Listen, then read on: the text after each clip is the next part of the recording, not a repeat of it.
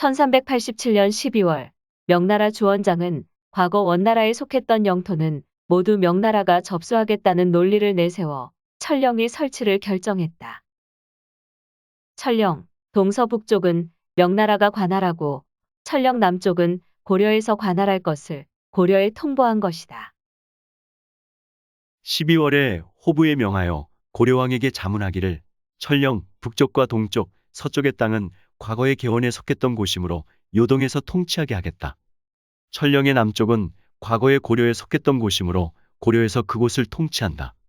각각 강역의 경계를 바르게 하여 침범하거나 넘어와서는 안 된다. 라고 하였다. 이 사실이 당시 명나라 사신으로 갔다 온 설장수를 통해 처음으로 고려 조정에 알려지게 되었다. 설장수가 전한 내용이 고려사에는 다음과 같이 기록되어 있다. 천령 이북은 원래 원나라에 속했던 것이니 아울러 요동에 귀속시키겠다. 그 나머지 개원, 심양, 신주 등지의 군민은 원래의 생업에 복귀시키도록 하라. 주원장이 언급한 개원, 심양, 신주는 모두 현재의 요령성이 있는 지명들이다. 신주에 대한 요사의 기록을 보면 신주가 거란과 고려의 국경이었음을 알 수 있다. 신주, 요나라 성종은 이 땅이 고려와 이웃하고 있다고 하여 개태 초반에 줄을 설치하고 포로로 잡은 한족 백성들로 채웠다. 이 신주는 본래 고려의 영토였는데 거란이 여유전쟁 중에 획득한 지역이었을 것으로 추정된다. 획득한 영토였기 때문에 새로 행정구역을 만들고 한족 포로로 주민을 채웠던 것이다. 청나라 시기에 편찬된 성경강역고는 현재의 사평 부근에 있는 팔면성이 신주의 옛성이라고 하였다. 신주 살펴보건대 현재 창도부의 동북쪽 팔면성이 요나라 신주의 고성이다. 성경강역고의 기록대로 팔면성이 신주의 옛성이라면 신주는 현재의 사평 부근이라고 볼 수 있다. 남송 시기에 편찬된 추리도에는 신주가 동북지역으로 추정되는 곳에 표기되어 있다. 이 지도를 보면 신주에서 북쪽으로 상주, 빈주가 요나라의 동북쪽 국경일 것으로 추정된다. 신주를 기준으로 거란이 고려와 접하고 있다고 했고 그 동쪽으로는 요나라의 행정구역이 보이지 않기 때문이다. 명나라의 천령의 설치에 대해 고려 조정은 분노로 들끓게 된다. 천령 이북의 땅은 본래 고려의 영토였는데 원나라에 의해 쌍성총관부가 설치되었던 곳으로 공민왕대의 무력으로 수복한 지역이었다.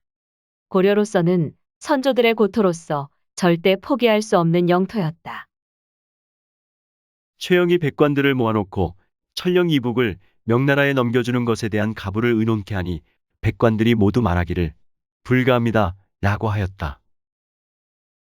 고려가 요동 정벌을 결정한 가장 큰 이유는 명나라 주원장이 고려의 영토인 천령 이북 지역을 명나라의 영토로 포함하겠다고 선언했기 때문이다.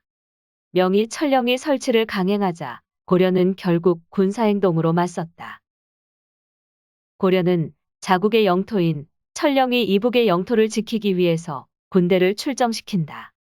이성계, 조민수가 이끄는 오만의 대군이 향한 곳은 함경도 원산만 일대의 천령이 아니라 만주 요동이었다. 명이 설치한 천령이가 요동에 있었다는 방증이다. 고려가 이처럼 요동 정벌을 준비하고 있을 무렵 건근도 분한 마음을 억누를 수 없어서 천령이 설치에 대한 부당함을 호소하는 상소를 주원장에게 보낸다. 건근의 상소는 서거정이 편찬한 동문선에 실려 있다. 삼가 생각컨대 천령 이북에 있는 문주, 고주, 화주, 정주, 함주 등 여러 주를 거쳐 공엄진까지 자고로 본국의 땅이었습니다. 건근은 천령 이북의 영토인 문주, 고주, 화주, 정주, 함주, 공엄진이 오래전부터 고려의 영토였다고 주장한다. 명의 영토가 아님을 분명히 밝힌 것이다. 요나라 건통 7년에 동여진 사람들이 난리를 일으켜 함주 이북의 땅을 빼앗아 차지하므로 예종이 요국에 고하고 토벌하여 잃은 땅을 회복하고 함주와 공엄진의 성을 쌓았던 것입니다. 예종 2년에 용관 장군을 보내어 17만 대군으로 여진을 정벌한 내용이다. 비록 함주와 공엄진 이북의 땅은 여진에게 돌려주었지만 고려는 함주와 공엄진 이남을 영토로 확정했고 공민왕대에 이르러 함주 이북의 땅도 영토로 수복했다. 원나라 지정 초기 무오년에 이르러 몽골의 산길대왕과 보지, 관인 등이 군사를 거느리고 여진을 정벌할 때 본국 정주의 반역자 탁청과 용진현 사람 조이가 화주 이북의 땅을 가지고 원나라에 항복했습니다. 지금 요동의 함주 부근인 심주에 쌍성현이 있음에도 함주 근처인 화주에 옛날에 쌓았던 작은 성 둘이 있는데 이것을 쌍성으로 거짓으로 주청하여 화주에 쌍성 총관부를 설치하고 조이는 쌍성 총관이 되고 탁청은 쌍성 천호가 되었습니다. 화주에 쌍성 총관부가 설치된 연유에 대해 설명하고 있다.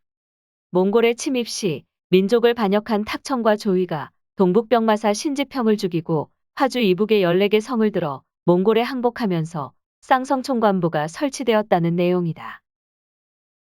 화주는 이성계가 태어난 곳으로 그의 부친 이자춘이 쌍성의 천호로 활동했던 화주, 화령 지역이었다. 현재 우리나라 역사 교과서는 원나라 쌍성 총관부가 지금의 함경도 영흥에 있었다고 그려놓고 있다. 화주가 함경남도 영흥이라는 것이다. 그러나 원나라의 정사인 원사에는 쌍성과 화주가 함경도가 아닌 요동에 있었다고 기록되어 있다. 13년에 요동의 쌍성 및 화주 등지에서도 금을 캐게 했다. 1295년에는 쌍성과 화주의 기근이 들자 원나라 성종은 고려왕에게 강남의 쌀을 운반해와 요양에서 백성들을 구호하라고 지시한다. 여름 4월 원의 요양성에서 황제의 명을 받들어 강남에서 운송해온 쌀 3,000석으로 쌍성을 구호하였다. 원사와 고려 사저료의 기록을 보면 쌍성과 화주는 요양, 심양과 가까운 곳에 위치한 지역임을 알 수 있다. 현재 진화의 지도에서 쌍성을 찾아보면 흑룡강성 하얼빈 남쪽 40km 지점에 있는 쌍성과 장춘 서쪽 60km 지점에 있는 쌍성보를 찾을 수 있다. 권근의 말대로 심양에 쌍성현이 있었다면 만주에는 세 개의 쌍성이라는 지명이 존재하는 것이다. 고려사 지리지는 화주에 대해 다음과 같이 기록했다. 화주는 본래 고구려의 땅이다. 고려 초의 화주라고 하였다. 성종 14년에 화주 안변도호부라 고쳤다. 현종 9년에 화주 방어사로 강등시키고 본영으로 삼았다. 고종 때에 몽골에 편입되어 쌍성 총관부가 되었다. 뒤에 통주에 합병되었다. 충렬왕 때에 복구되었다. 공민왕 5년에 군사를 보내어 수복하고 화주목으로 하였다. 공민왕 18년에 화령부로 승격시키고 토관을 두었다. 횡강이 있다. 이성계가 태어난 곳이 바로 화주, 화령부였다. 공민왕이 쌍성 총관부를 수복할 때 아버지 이자춘과 함께 내응해 원나라 세력을 축출하고 영토를 회복하는데 큰 공을 세운 곳이 바로 이곳이다. 고려사에는 쌍성 총관부가 설치된 화주를 고화주라고 기록했다가 다시 화주라고 바꾸어 기록했다. 고려사를 편찬한 조선이 만주에 있던 화주를 함경도로 교치했을 가능성이 있는 것이다. 몽골의 산길대왕과 보지 관인 등이 병사를 거느리고 와서 옛 화주 땅에 주둔하였다. 다시 권근의 표문으로 돌아가 보자.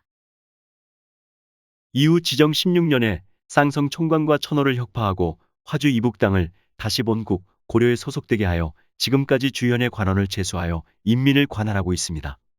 이것은 반역자로 인해 침삭되었던 땅을 대방에 호소하여 다시 회복한 것입니다. 결국 고토수복의 기치를 든 공민왕이 무력 정벌을 단행한 이후에야 비로소 쌍성 총관부는 고려에서 축출된다. 지금 천령 북쪽과 동쪽, 서쪽은 모두 원래 개원로에 속한 것이니 그대로 요동에 붙이게 하라는 명을 받들어 살펴보았으나 이 천령에 사는 왕경과 겨우 300리 거리이며 공엄지를 변방의 경계로 정한 것은 한두 해가 아닙니다. 권근이 말한 왕경은 개경을 말하는 것이 아니라 고려 초기의 수도인 황성을 말하는 것으로 추정된다. 공민왕 시기 고려는 현재 요하 동쪽에 위치한 요동성을 점령하고 몽골에게 뺏겼던 국토를 수복하기 위해 두 차례에 걸쳐 요동을 정벌했다. 이 요동 정벌군의 기록에 황성의 위치를 추정할 수 있는 대목이 있다.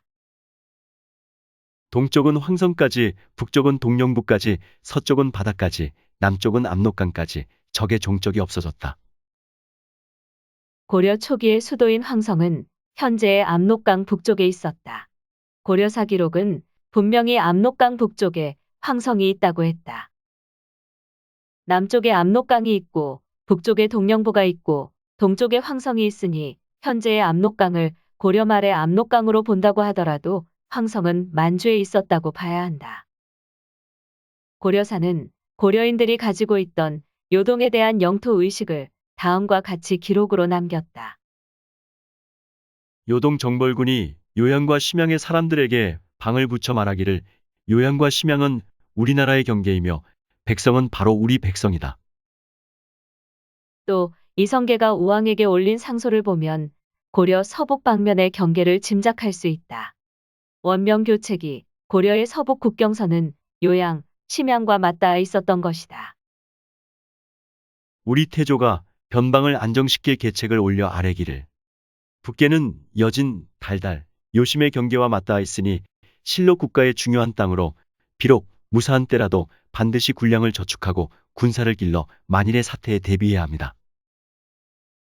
이 내용을 보면 고려와 원나라의 국경은 지금 우리가 알고 있는 것처럼 압록강에서 원산만으로 이어지는 것이 아니고 요양, 심양, 개원을 잇는 성과 맞닿아 있다는 것을 알 수 있다.